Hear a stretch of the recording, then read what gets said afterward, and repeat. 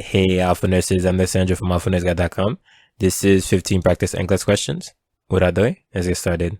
Which of the following instructions should the nurse expect to include in the discharge teaching plan for the parent of an infant who has had an inguinal herniorrhaphy?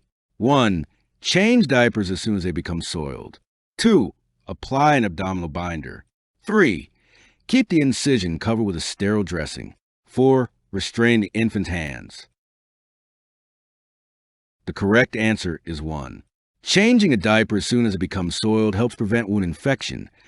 The most common complication after inguinal hernia repair in an infant secondary to possible wound contamination with urine and stool. Because the surgical wound is unlikely to separate, an abdominal binder is unnecessary. The incision may or may not be covered with a dressing. If a dressing is not used, the primary care provider may apply a topical spray to protect the wound. Restraining the infant's hands is unnecessary if the diaper is applied snugly. The infant would be unable to get the hands into the diaper close to the surgical site. After surgery for gastric cancer, a client is scheduled to undergo radiation therapy.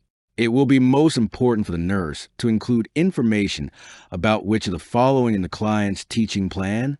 1. Nutritional intake. 2. Management of alopecia. 3. Exercise and activity levels. 4. Access to community resources. The correct answer is 1.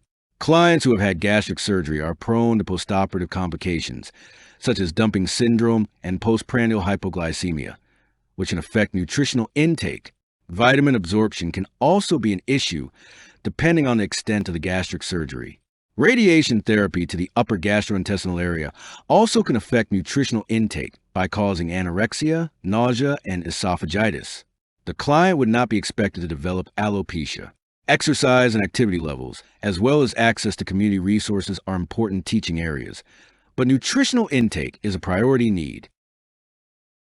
A client has been diagnosed with adenocarcinoma of the stomach and is scheduled to undergo a subtotal gastrectomy, Billroth 2 procedure. During preoperative teaching, the nurse is reinforcing information about the surgical procedure. Which of the following explanations is most accurate? 1. The procedure will result in enlargement of the pyloric sphincter. 2. The procedure will result in anastomosis of the gastric stump to the jejunum. 3. The procedure will result in removal of the duodenum. 4. The procedure will result in repositioning of the vagus nerve. The correct answer is 2. A Billroth 2 procedure bypasses the duodenum and connects the gastric stump directly to the jejunum. The pyloric sphincter is removed, along with some of the stomach fundus. A client with peptic ulcer disease reports being nauseated most of the day and now feeling lightheaded and dizzy. Based upon these findings, which nursing actions would be most appropriate for the nurse to take? Select all that apply. 1. Administering an antacid hourly until nausea subsides. 2. Monitoring the client's vital signs. 3. Notifying the physician of the client's symptoms. 4. Initiating oxygen therapy. 5. Reassessing the client in an hour. The correct answers are 2 and 3. The symptoms of nausea and dizziness in a client with peptic ulcer disease may be indicative of hemorrhage and should not be ignored. The appropriate nursing actions at this time are for the nurse to monitor the client's vital signs and notify the physician of the client's symptoms. To administer an antacid hourly or to wait 1 hour to reassess the client would be inappropriate. Prompt intervention is essential in a client who is potentially experiencing a gastrointestinal hemorrhage. The nurse would notify the physician of assessment findings and then initiate oxygen therapy if prescribed by the physician. A client who has had the jaws wire begins to vomit. What should be the nurse's first action? 1. Insert a nasogastric tube and connect it to suction. 2. Use wire cutters to cut the wire. 3. Suction the client's airway as needed. 4. Administer an antiemetic intravenously. The correct answer is 3. The nurse's first action is to clear the client's airway as necessary. Inserting an NG tube or administering an antiemetic may prevent future vomiting episodes, but these procedures are not helpful when the client is actually vomiting. Cutting the wires is done only as a last resort or in case of respiratory or cardiac arrest. Before we move on to the next question, the NCLEX Mastery Bundle is available. It includes over 100 animated review videos, hundreds of pages of notes, hundreds of case study questions, and over 1,000 NCLEX questions. Link is in the description, or you can get it at alphanurseguide.com. Back to the questions. The nurse manager of psychiatric unit notices that one of the nurses commonly avoids a 75-year-old client's company. Which of the following factors should the nurse manager identify as being the most likely cause of this nurse's discomfort with older clients? 1. Fears and conflicts about aging. 2. Dislike of physical contact with older people. 3. A desire to be surrounded by beauty and youth. 4. Recent experiences with her mother's elderly friends. The correct answer is 1. The most common reason for the nurse's discomfort with elderly clients is that she has not examined her own fears and conflict about aging. Until nurses resolve their fears, it is unlikely that they will feel comfortable with elderly clients. A dislike of physical contact with older people, a desire to be surrounded by beauty and youth, and recent experiences with a parent's elderly friends are possible explanations, but not common or likely. The nurse determines that the son of a client with Alzheimer's disease needs further education about the disease when he makes which of the following statements? 1. I didn't realize the deterioration would be so incapacitating. 2. The Alzheimer's support group has so much good information. 3. I get tired of the same old stories, but I know it's important for Dad. 4. I woke up this morning expecting that my old dad would be back. The correct answer is 4. The statement about expecting that the old dad would be back conveys a lack of acceptance of the irreversible nature of the disease. The statement about not realizing that the deterioration would be so incapacitating is based in reality. The statement about the Alzheimer's group is based in reality and demonstrates the son's involvement with managing the disease. Stating that reminiscing is important reflects a realistic interpretation on the son's part. The term motor apraxia relates to a decline in motor patterns essential for complex motor tasks. However, the client with severe dementia may be able to perform which of the following actions? 1.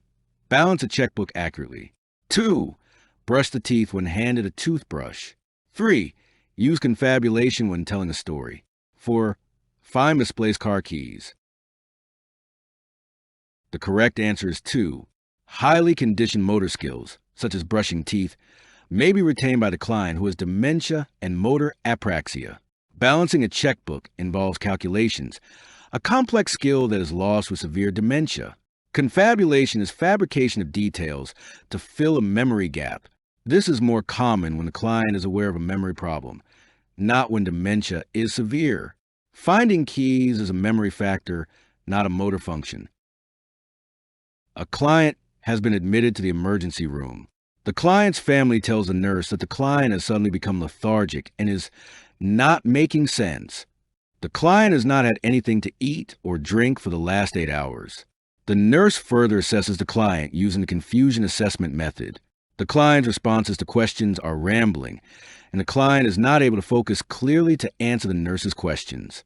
Based on these findings, the nurse should report that the client has 1. Dementia, 2. Depression, 3. Delirium, 4.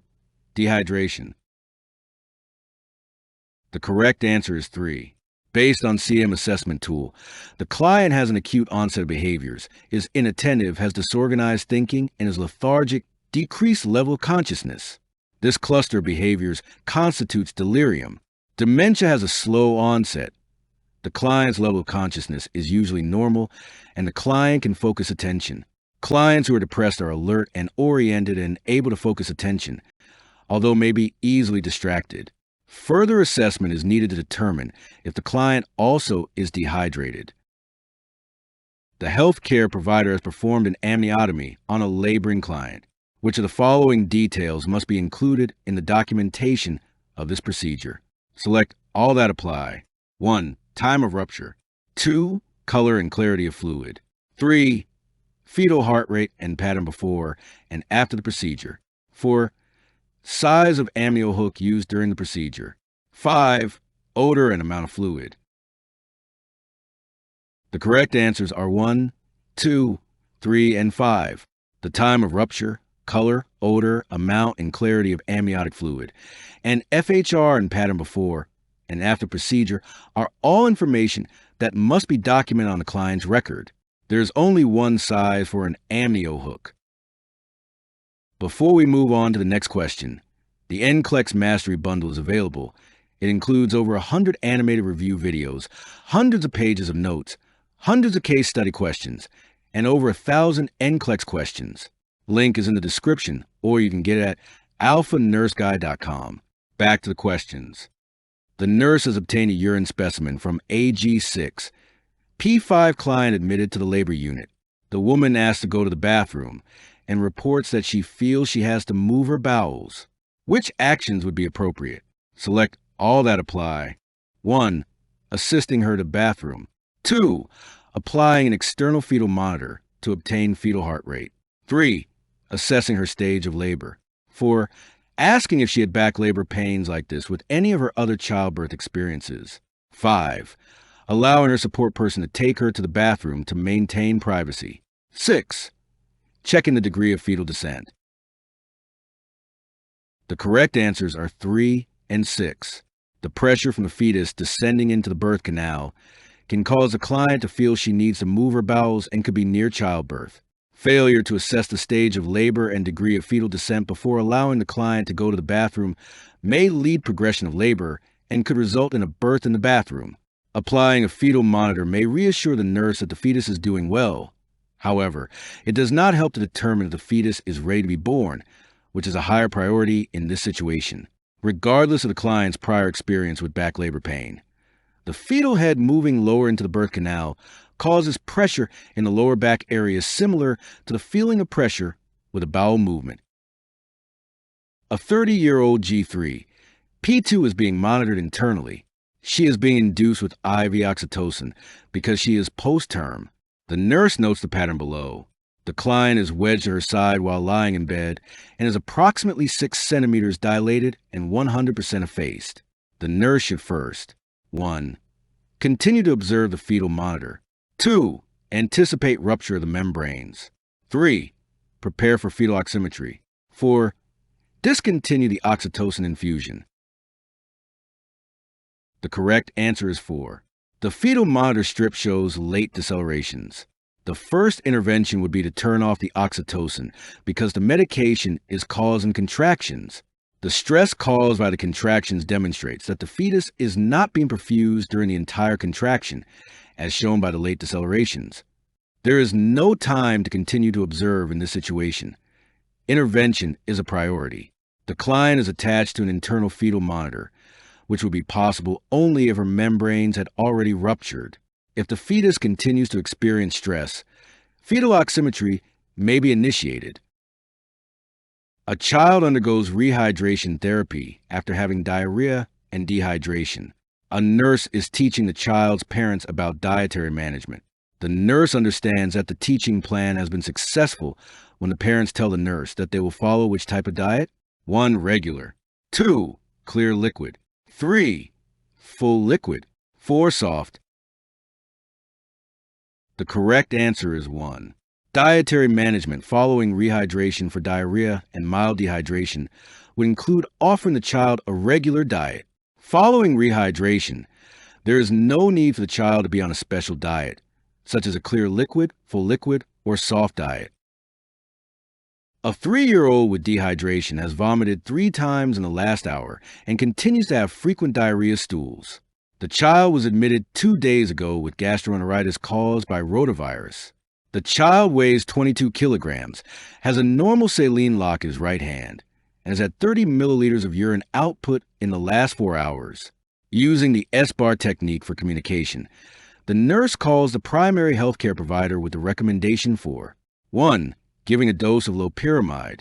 2. Starting a fluid bolus of normal saline. 3. Beginning an IV antibiotic. 4. Establishing a Foley catheter. The correct answer is 2. The child is dehydrated, is not able to retain oral fluids, and continues to have diarrhea. A normal saline bolus should be given followed by maintenance of IV fluids. Antidiarrheal medications are not recommended for children and will prolong the illness. The child has gastroenteritis caused by a viral illness. IV antibiotics are not indicated for viral illnesses. Strict I&O is important in all children with gastroenteritis. When teaching the mother of an infant who has received a temporary colostomy for treatment of Hirschsprung's disease about how the stoma should normally appear, which of the following descriptions about the stoma's appearance should the nurse include in the teaching? 1. Becoming dark brown in 2 months. 2. Staying deep red in color. 3. Changing to several shades of pink. 4. Turning almost purple in color. The correct answer is 2. Typically, the stoma should remain deep red in color as long as the infant has a colostomy. A dark red to purplish color may indicate impaired circulation to the stoma. You can get the NCLEX Mastery Bundle now. Link is in the description, or you can get it at alphanurseguy.com.